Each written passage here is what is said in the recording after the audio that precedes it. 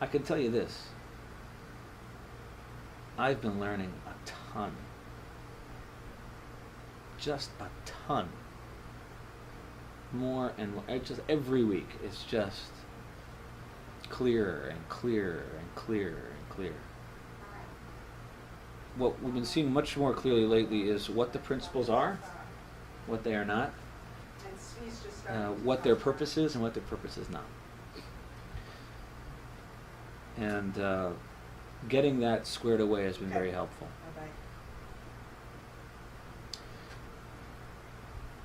So instead of talking about, just for a minute, what the principles are, or what it's going to do for me, let's just talk about that dynamic for a minute as to why has learning the principles been helping people? Like, what's actually been happening?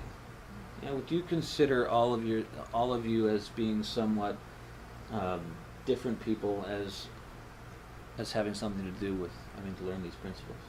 Question is, do you think that you're different today than you were before you learned the principles because you learned the principles?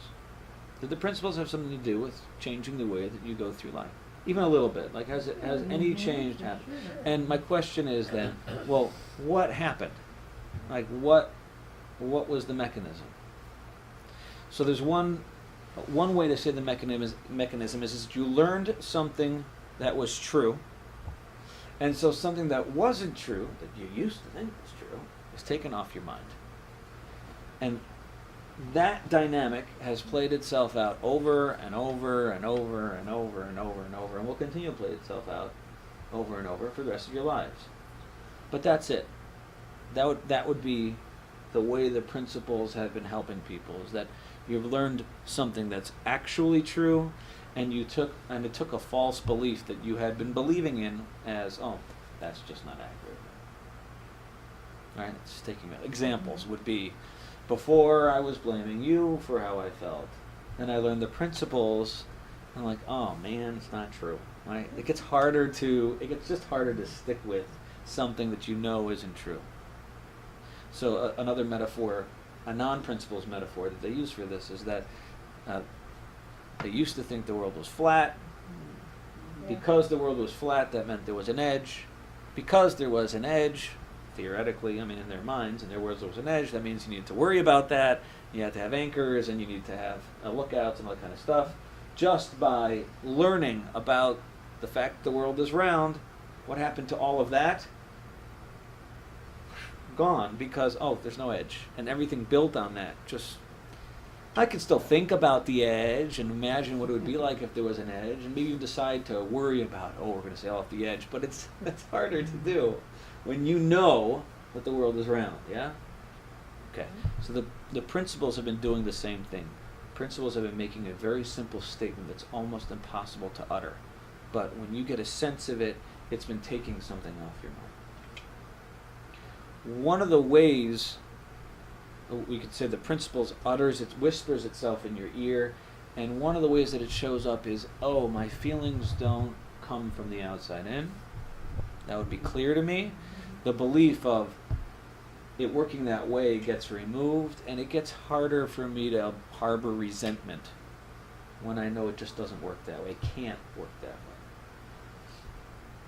That would be one thing that it's taken off my mind. Another thing that it might take off my mind is, the last 30 times that I went to shul, I felt very anxious and out of place, and I have to go to shul again, and I know I'm going to feel anxious, so I'm just not going to go. Right? The principles whispered themselves into your ear, and it showed up as, wait, the future is an incomplete equation. You don't know what you're going to be feeling in the future, even though you know what you felt the last 30 times. You just don't know what you're going to be feeling in the future until you get there and you have the thinking that you're going to have in that moment. So it takes off your mind the idea that you know what you're going to feel in the future. You just don't know. You don't know. Which is particularly helpful for situations that you can't get out of, right? It takes off the mind the idea that, that situation's going to happen. I know I'm going to feel when it comes. Well, you don't. And suddenly you've got some wiggle room. You see, again, it's taken something off your mind. The idea that I know I'm going to feel, I really don't. I know how I felt, yes. But do I actually know I'm going to feel next time? I don't know.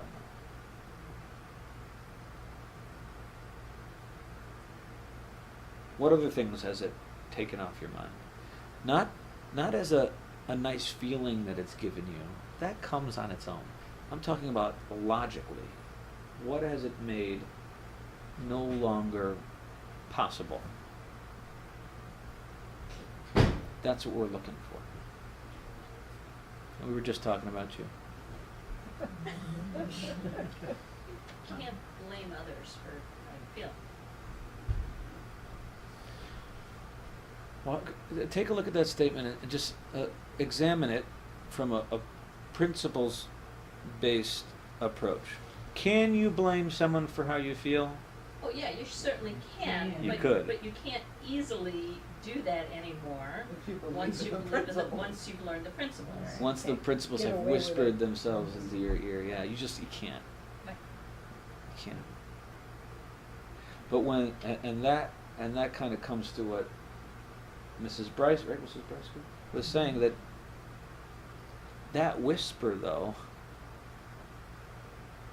the principles whispering themselves to you, is going to be a gift. So there's going to be moments where it whispers itself to you and it shows up as a logical understanding, like, oh, that's false.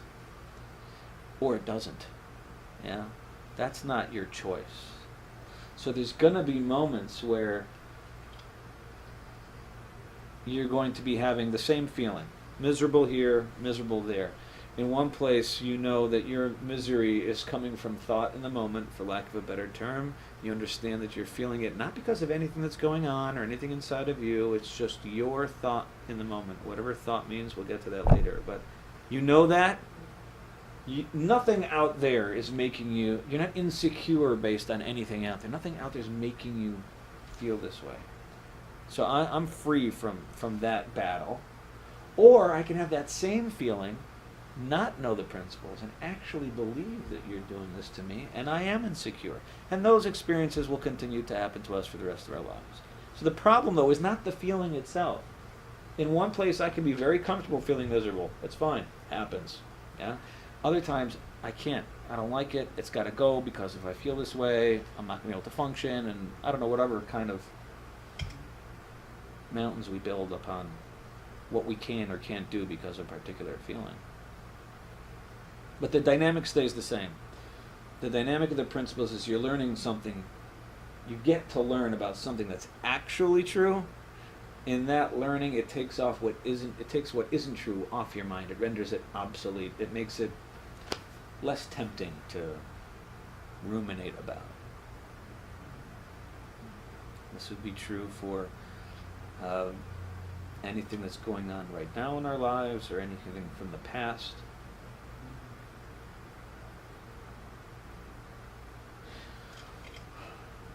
In the past, we would say, or a question that would come up is, well, this would apply for good feelings too, Tzvi, right? Well, don't I wanna have good feelings? Or what about if we lose someone who's very close to us? Don't I wanna feel like a loss or a sadness? Isn't that appropriate? Well, maybe you can start to see now that what the principles are saying is not that you're going to stop feeling the feelings that you're having, or that the principles are even making a statement about what you should or shouldn't feel. You're going to continue to feel all of it. And the principles don't have a value system that prefers one feeling over another. There's no statement about that. No statement about that. The principles have a statement of, look, your feeling that you're feeling is coming from thought in the moment.